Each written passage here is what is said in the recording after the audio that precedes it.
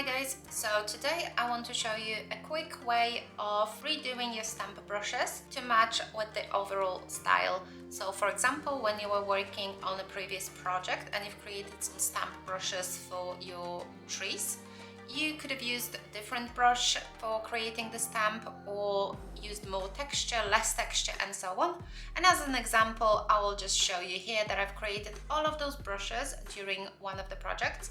And then I also have a new one that I have created during the last tutorial, and you can check that link over here if you want to see how to create that stamp brush. But I have created that one with the brush that is more textured and slightly thinner.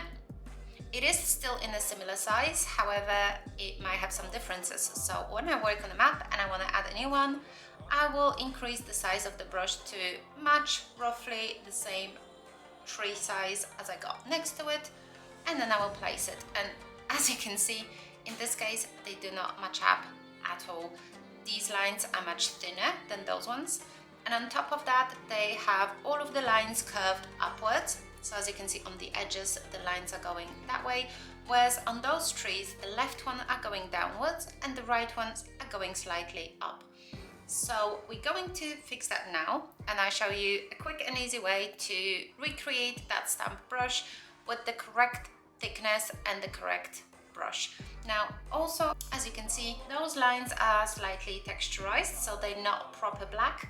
These ones are there's absolutely no texture. The lines are crisp and black. To do that, we're going to create a new canvas, and you can create it 1000 by 1000 pixels, and we will work on 2 layers. So the first layer will be the brush that we used in the map in the style that we want to recreate.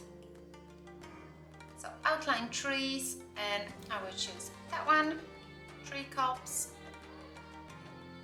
And we are trying for the brush to fill in as much space of this canvas as possible. So let me just increase that to 10%, no, slightly more, 20%. That sounds great. There you go. And now we're going to change the opacity to something like 20%, so we can still see the overall thickness of the lines and the designs that we want to duplicate, but we don't want it to interfere with the top layer as much. On the second layer, however, we will place our new brush, and I have it saved in spray paint Drip 4. And again, we will try to increase it to not only fill out as much space of the canvas, but also to match the size of the trees themselves. And I am so sorry guys, the sun is coming out, so it might be a bit bright, but I'll try to adjust as much as possible during editing process. In this case, that tree matches with this tree, exactly size. Those ones are slightly bigger, but I'm not gonna bother too much about it. And I will just place it anywhere on this canvas, like so.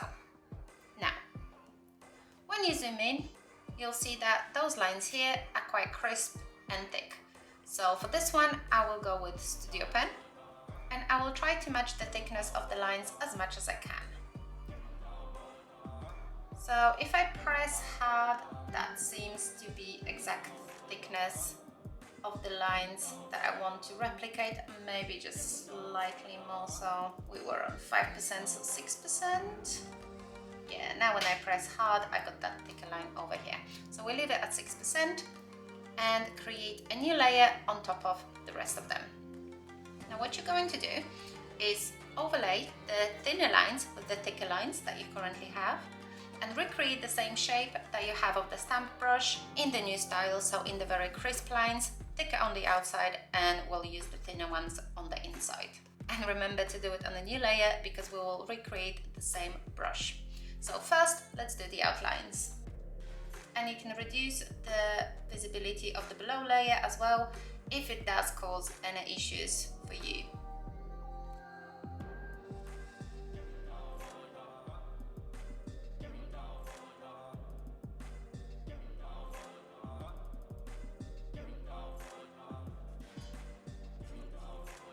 You can also change the shapes if you don't like any at this point, anything that you want to adjust, you can do so.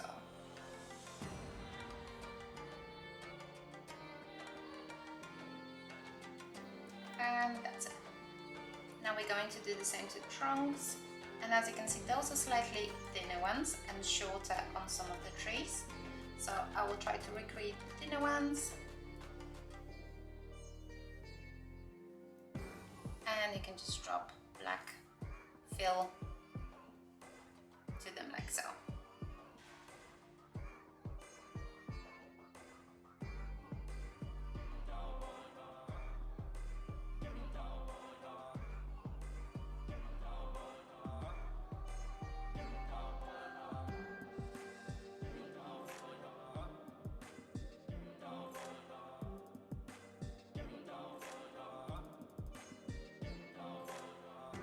Okay, I'm happy with that. Now to go for the thinner lines. So we're staying on the studio pen, but I will change the size to about 3% and see that, yeah, that will do. And as you can see on the bottom layer, we had upward curving lines on the inside of the trees, and then on the left hand side we had the bottom curving lines. So I will try to recreate that on the new layer as well.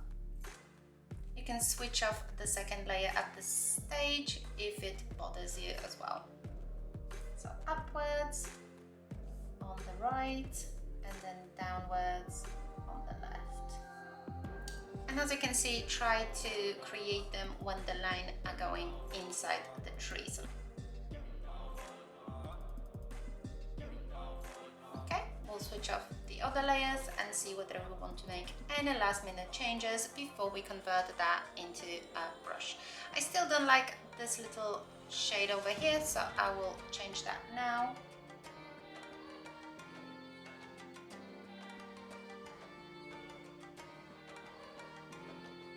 Okay, and I'm happy with that.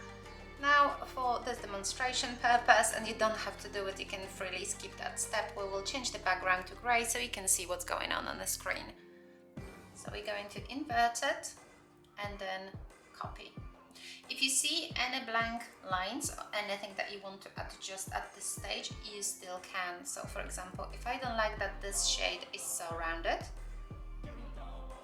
I will slightly taper it down like so. So if you don't like anything that is getting highlighted in white, you can change it at this stage. Now after you've done all of the changes, press again on copy. Go to the brush that you wanted to change. So in my case, that was in spray paints and drip 4. Now you can just click on it and amend the shape. I will just duplicate it because I like to keep backup of my brushes. And in here we go to shape, edit, import, and because we already copied that, I will paste it. Here you go, that's your new brush, done. And that will change as well. Now we can go back to our project. And as you can see, this was the brush that we used. I'm just gonna move it so we can see the difference.